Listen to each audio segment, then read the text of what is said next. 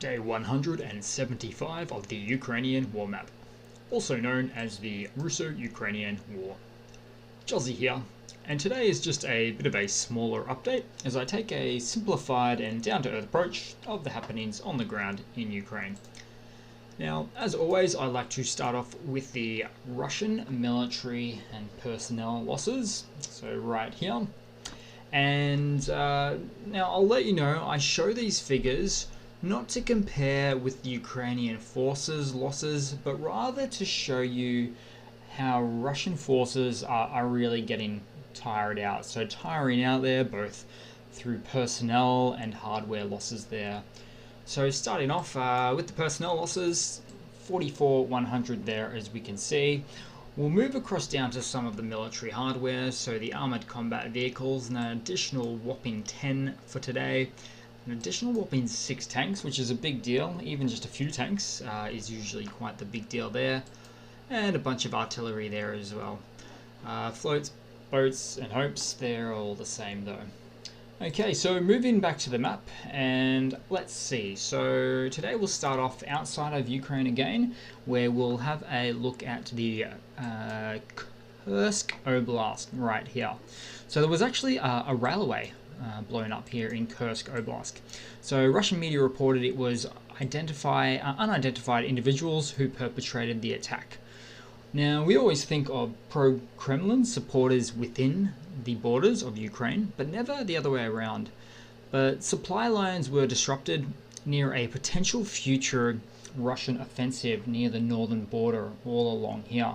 So Ukraine always takes the opportunity to take out supply lines where they can, absolutely. But I also look forward to hearing more about this and reporting more on this one later as more news develops.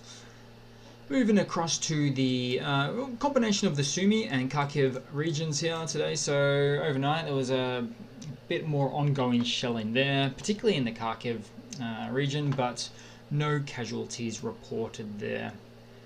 Moving a little bit down to the Donbass today, so I've got a photo here of Ukrainian forces that downed a Russian Elron T-28ME drone in the east there. It's always good to see that.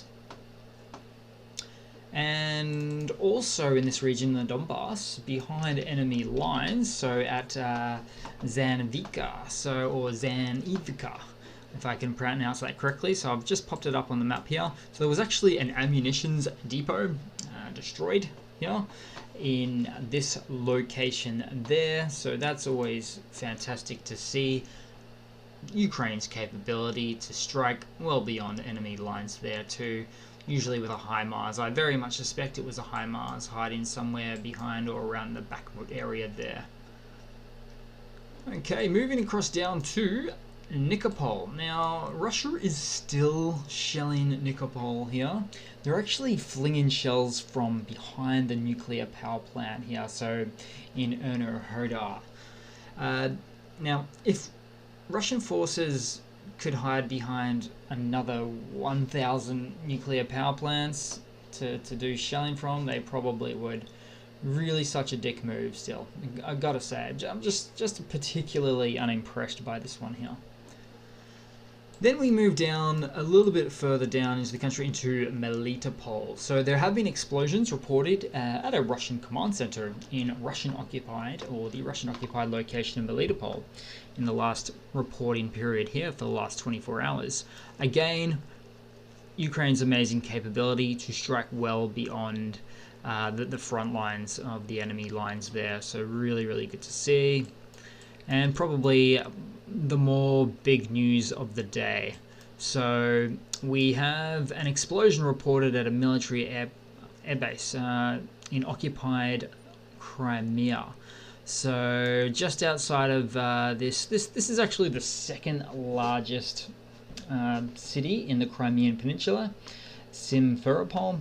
And there were several explosions were heard at a military airbase in the village of Vardisk, not far from this city here.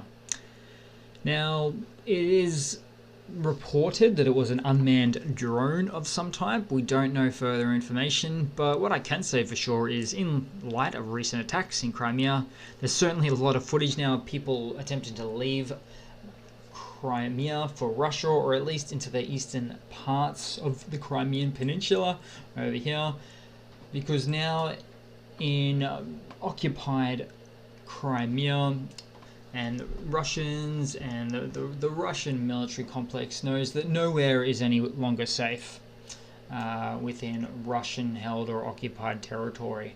So literally a lot of fleeing going on.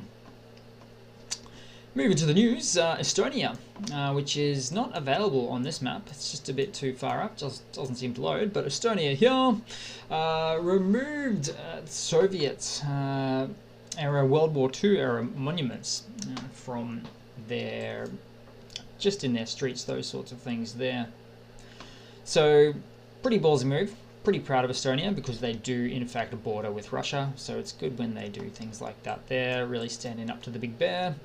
And Finland, also border neighbor, has limited visas to Russians. Well, they've brought it down to 10% of their previous full amount. So this is another country that borders Russia that is standing up against the big bear too. So I've got to say at this point, all these bordering countries, this isn't the only news that I've reported about neighboring countries not doing pro-Kremlin things, just standing up to Russia.